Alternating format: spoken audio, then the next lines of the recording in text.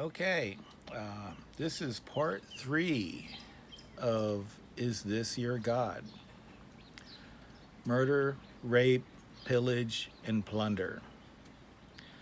So we're looking at Numbers chapter 31 and the evidence against the false God of Abraham, Isaac, and Moses. So it starts out, and this is the New King James Version for all the, yes, all you people that are like that. And the Lord spoke to Moses, saying, Take vengeance on the Midianites for the children of Israel. Afterwards you shall be gathered to your people. So Moses spoke to the people, saying, Arm yourselves for war, and let them go against the Midianites and take vengeance for the Lord on Midian. 1,000 from each tribe, and all the tribes of Israel shall send to war. So off they went to war.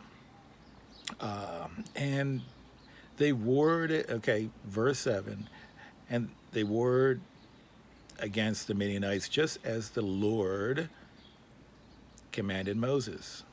And they killed all the males, and they killed the kings of Midian with the rest of those who were killed, Evi, Rechem, Zur, Hor, and Reba, the 5 kings of Midian, Balaam, the son of Beor, they also killed with the sword. Okay, verse 9. And the children of Israel took the women of Midian captive with their little ones, and took as spoil all the cattle, all their flocks, all their goods. They also burned with fire all the cities where they dwelt and all their forts, and they took all the spoil and all the booty of man and beast. So basically, they committed genocide and stole all their stuff. Okay, so verse 12. When they brought the captives, the booty and the spoil to Moses and Eleazar the priest, and to the congregation of the children of Israel, to the camp in the plains of Moab by the Jordan across from Jericho, and Moses and Eleazar the priest and the leaders of the congregation went to meet them outside the camp. But Moses was very angry with the officers of the army, with the captains over thousands and the captains over hundreds who had come from the battle. Well, why was Moses so angry? 15. Moses said to them, Have you kept all the women alive? Look, these women caused the children of Israel through the counsel of Balaam to trespass against the Lord in the incident of Peor. There was a plague among the congregation of the Lord. Now, therefore, kill every male among the little ones, and kill every woman who has known a man intimately. But keep alive for yourself all the young girls who have not known a man intimately. Well, yeah, I don't think they were keeping them alive to start a nunnery. So you can figure out what they would do with these young girls. And it goes on, as for you, stay out, remain outside the camp, whoever killed anybody for 7 days, blah, blah, blah, and you'll be magically clean on the 7th day. And then it goes into, purifying, washing all the booty, washing all the gold, silver, or leather, clothing, whatever. And it goes into, who wants to, let's see, where do we want to go here? I got to keep this under whatever, short as I can. And it said, 25, says, Now the Lord spoke to Moses, saying, Count up the plunder that has been taken of man and beast, and you and Eleazar the priest and the chief fathers of the congregation, and divide the plunder into 2 parts, between those who took part in the war, who went out to battle, and the congregation.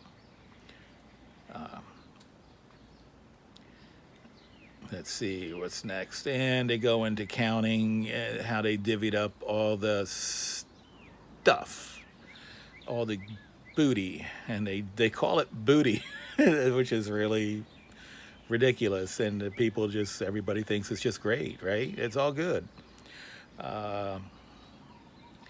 And they go into, the thousands of sheep and cattle and so on that were stolen, and how they were divvied up between the tribes.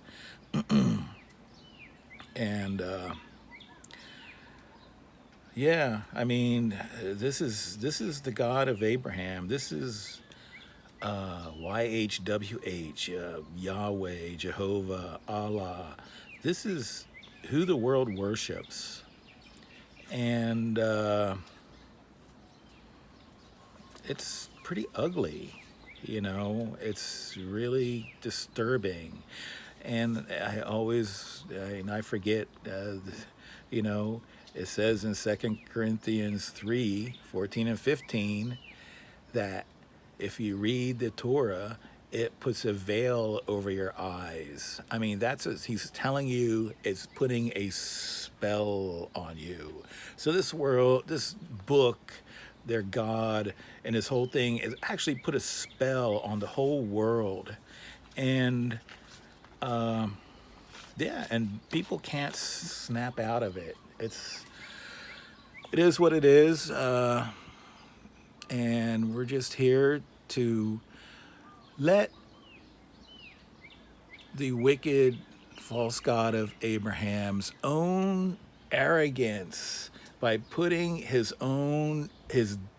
dastardly deeds in print in thousands and thousands of copies, and millions and millions of copies, and billions of hands of people that worship this false god. He's so arrogant that he can put this in there, and he can do all these things, and people will still worship him.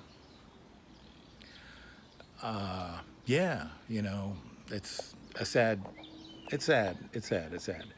But anyway, that's it for today. I gotta get going. My time's running out here, and witness against the false god of Abraham. Aloha.